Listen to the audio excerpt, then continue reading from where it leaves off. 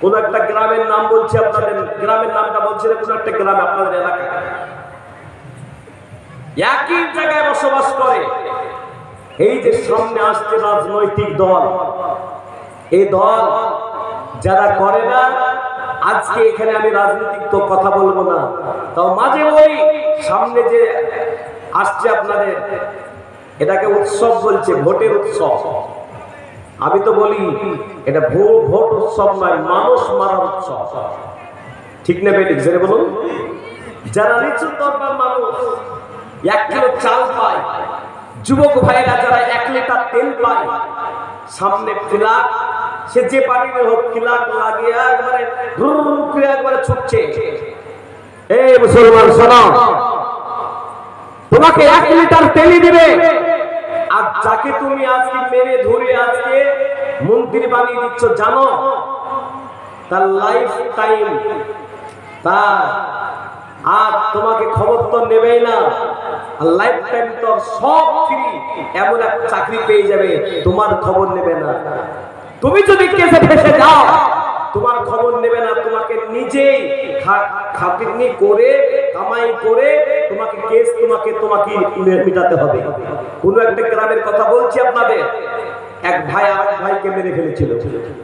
আজকে 5 বছর হলো, 5 বছর কি 6 বছর হলো, আজ পর্যন্ত কেসে ঝুলে আছে। সেদিন আমার সাথে দেখা বলছে, জীবনে বড় ভুল করেছিলাম। বলে ভুলটা কি? বলে পার্টি করতে গিয়ে একজনকে মেরে দিয়ে, ভাইকে মেরে দিয়ে আমি নিজেই মরে আছি। বলে কেন? বলে জায়গা জমি সব শেষ হয়ে গেল, মনে টেনশন আমি নিজেই শেষ হয়ে গেল। মুসলমান, আপনি দেখবেন গোটা ভারতবর্ষতে, গোটা পশ্চিম বাংলাতে যে সামনে যে ভোট আসছে, এই ভোটে সব থেকে বেশি মরবে মুসলমান। ঠিক বলছি না? ঠিক বলছি? জেনে বলুন। অলরেডি রেজিনগরে বোমা বাস্ট হয়ে গেল কদিন আগে। পাড়ায় পাড়ায় পাড়াতে বসবাস করে একসাথে সিপিএম, কংগ্রেস, এই তৃণমূল ইত্যাদি করে তারা মারপিট হয়ে এখন তারা ঘর ছাড়া, গোটা গ্রাম ছাড়া, রাতের বেলাতে তারা জঙ্গলে শুয়ে থাকছে। ওখানে আমার এক বন্ধু আছে, ফোন করেছে কালকে 11টার সময় রাত্রি। আমি বললাম কিভাবে এত রাত্রে? ভাই একটু দোয়া করেন, আমরা বড় ফেতনায় পড়ে গেছি। কেন? বলে সব বম দম মারা দিয়ে আমরা এখন কেউ বাড়তি থাকতে পারতে। এ মুসলমান, আজকে শিখো, আজকে তোমাদের আমি প্রথমে, আমি এখনো বক্তব্য শুরু করি নাই, বক্তব্য শুরু করব। তোমাদেরকে শুধু একটাই জিনিস বোঝাতে চাচ্ছি, তোমাদেরকে ব্যবহার করা হচ্ছে। এই ব্যবহার না হয়ে দিন ইসলামের পথে এসে ভোট দিতে হবে। দেশের অধিকার আছে, ভোট দিতে হবে, কিন্তু নিজের জীবনটাকে নষ্ট করে দিও না, লাইফটাকে নষ্ট করে দিও না, ভাই ভাইকে মেরে দিও না। আমরা সবাই সবাইকে সালাম দিয়ে চলবো। ছেড়ে বলো ইনশাআল্লাহ। যে ব্যক্তি প্রথমে সালাম দেবে সেই ব্যক্তি আল্লাহর কাছে প্রিয়।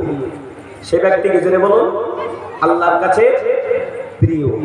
যে ব্যক্তি বাড়িতে প্রবেশ করার সময় সালাম দেবে, আল্লাহ পাক ওই বাড়িতে শান্তি দিবে। জেনে বলুন সুবহানাল্লাহ। এই জন্য আজকে থেকে আমরা প্রত্যেকে বাড়িতে প্রবেশ করবো, সালাম দেবো। জেনে বলুন ইনশাআল্লাহ। জেনে বলুন ইনশাআল্লাহ। আরে ভাই, এই ইনশাআল্লাহ আওয়াজটা তো কম কেন? খেলা হবে খুব বলতে পারছেন আপনারা, খেলা হবে বিশাল জোরে বলছে যুবকেরা, কিন্তু আজকে ইনশাআল্লাহ আওয়াজ নেই। সেই জন্য এদিক ওদিকে যে সমস্ত যুবক ভাইরা দাঁড়িয়ে আছো, আজকে রহমতের মাজলিসে বসো। যারা বসেছেন পাবেন কি? এবার আমি বক্তব্য শুরু করছি। এতক্ষণ পর্যন্ত আমি আপনাদের সামনে শুধুমাত্র যতগুলো কথা বলবো, দেখবেন প্রত্যেকটা কথার সাথে কোরআন হাদিসের সাথে মিল করে দেবো ইনশাআল্লাহ। আমরা প্রত্যেকে যা কিছু শুনবো বলবো, এর প্রতি আমাকে বিশেষ করে এবং আপনাদের সকলকে মানার তৌফিক দান করুন। আমিন।